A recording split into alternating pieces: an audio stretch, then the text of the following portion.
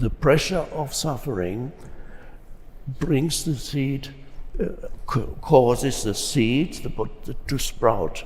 And that is the beginning of the awakening process.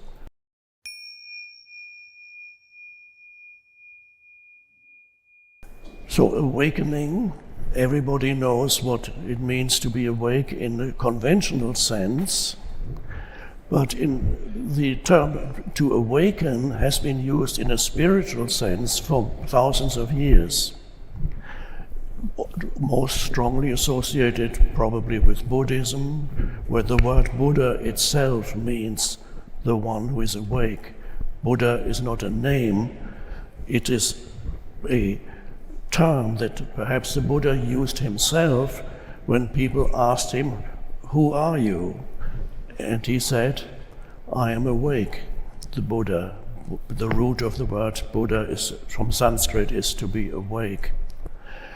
To be awake is also very common in Hinduism in India, not always immediately associated with Christianity, but that's because a lot of the teaching of Jesus is not really understood very well in most churches. There are quite a few parables in the Gospels where Jesus talks about the importance of staying awake. To just give you just one little quote of Jesus, he said, "And what I say to you, I say to all, stay awake." So perhaps in the churches not many people understand the deeper meaning of that, or maybe some do. I don't want to offend anybody.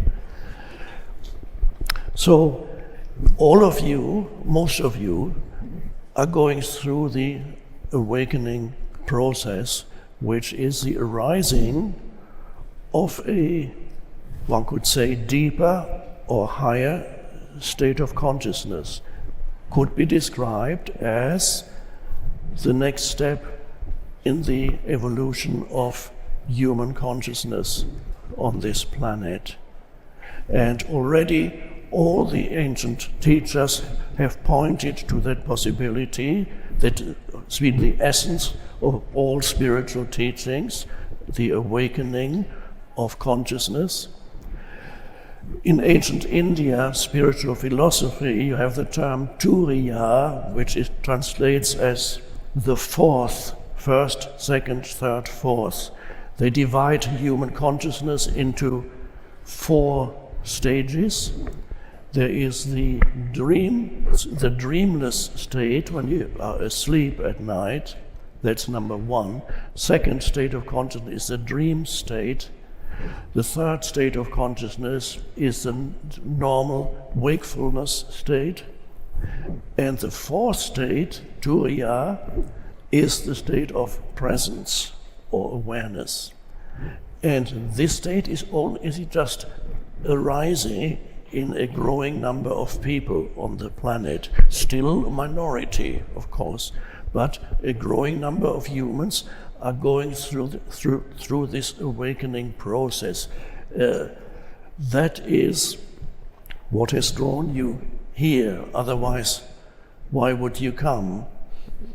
The speaker is not that interesting. You've come here because something in you drew you here. It is not conceptual. It is nothing to do with interesting ideas. The speaker doesn't really have any interesting ideas. It goes deeper than that.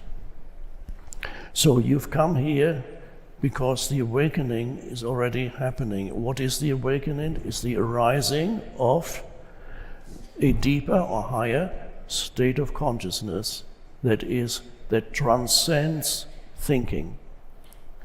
It does not mean, as you awaken, that you are no longer able to think, but you're no longer at the mercy of your thinking, your mind. And that's an important term. Most humans, all those humans who are not awakening yet, those humans in whom the awakening is only a potential that is there in every human being.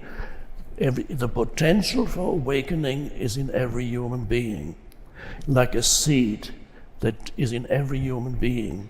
In many humans, the seed does not yet sprout in this lifetime, or not yet at this moment.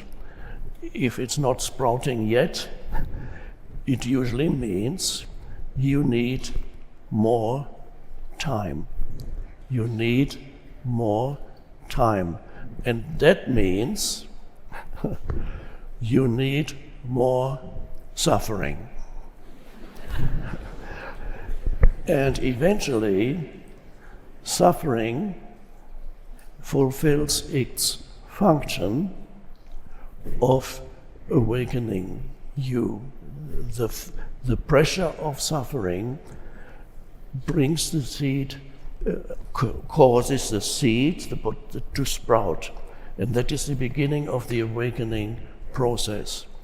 As suffering is very important, an essential part of spiritual awakening, until you reach a point where the awakening begins, the awakening process begins, and then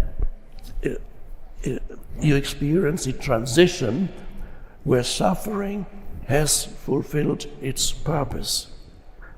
And you no longer need further suffering to deepen the awakening process. What you may need, however, is more challenges to deepen. But the challenges of life, the difficulties, the problems that you encounter, as you begin to awaken, the tendency is for the challenges of life no longer causing you unhappiness in whatever form.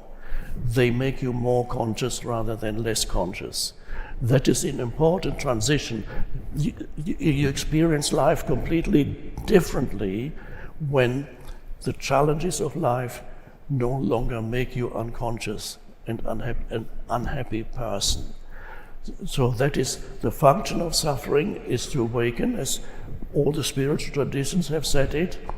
The Buddha has summarized his teaching in one sentence, which is, I teach suffering and the end of suffering. Which means I show you how suffering arises through your unconsciousness, and by realizing that, I show you how to transcend suffering. The central image of Christianity, what is the central image of Christianity? A suffering human being. A human being experiencing extreme form of suffering on the cross. It's an archetypal image. Whether you are Christian or not, doesn't matter. You can understand that there is an archetypal image that contains a teaching. No matter what your belief structure around that is, you can see there is an archetypal image there. There's the suffering, and then there's transcendence, the resurrection or ascension. And as this happens, the torture instrument, which is the cross, becomes a symbol of the divine, transformed. Quite amazing if you look at that. So there is embedded in this is a deep teaching which you can recognize whether or not you consider yourself a Christian or not. There's an archetypal image there, an archetypal teaching. And of course, in modern psychology, psychologists like Carl Jung recognized, often talked about the importance of suffering. Carl Jung said, there is no coming to consciousness without pain. There's no, oh dear. Isn't the speaker so very negative?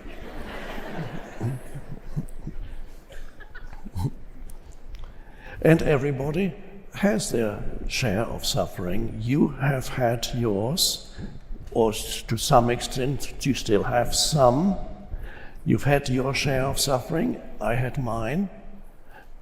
if it hadn't been for the suffering that I've gone through, I would not be here speaking to you. I would not. What would I be doing? I don't know, perhaps binge watching Netflix or something like that. No need to awaken, life is okay. Let's have another drink. The pressure of suffering is this, let's use another term, to encounter hindrances or obstacles on your path, things that stand in the way, things that seem to prevent your flourishing, your flowering, things that seem to prevent you from enjoying life, being fully yourself. Those things which are usually regarded as bad, the obstacles, that which is in the way, the things that seem to stop you from becoming conscious, difficulties in your life situation, people you're with, physical state, or whatever is part of your problematic life situation. And I don't know any life situation that is not problematic in one way or another. Things that you say, why is this happening to me? But the miracle is the very things that seem to prevent the awakening. This is the secret of life. I'm saying secret because not many people know it for some reason. The very thing that seems to prevent a human from becoming conscious or awakening those things are the driving force behind the awakening.